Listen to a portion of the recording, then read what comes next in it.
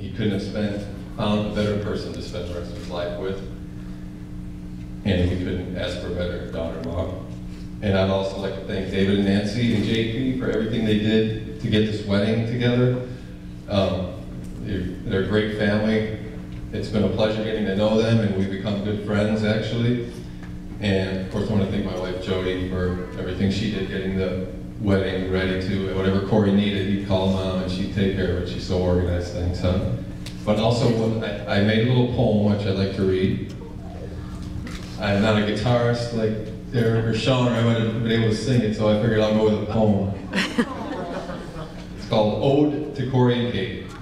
This whole thing got started on a New Year's Eve night, a party at Price's, always a delight. Santa would be there, and Mrs. Claus too, but so would Cupid, who would have knew. With the Jello shots flowing, somehow we did see our little Cory smitten by a girl named Katie.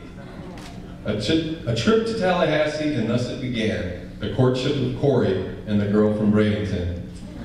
She was quite a looker, as my dad used to say, but there was also a bonus. She too loved the Tampa Bay Rays. Together they attended numerous home games, didn't miss a one during the '08 Rays playoff reign. The next year followed with a trip to Boston, MA, and with Kurt in tow, they even visited Fenway. Cory began to crash at the Simpson home quite regularly. There was even a cruise to Alaska with Katie's family. There were trips to Georgia, Chicago, Wisconsin, and Valpo. To meet each other's families, off they would go. It became so obvious, as anyone in this room would say, their love was quite special, as we noticed on that first day. So on behalf of David and Nancy, and me and Jody, we want to thank you all for coming, some quite a long journey.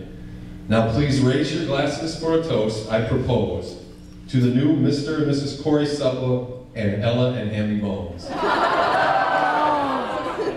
Thank you.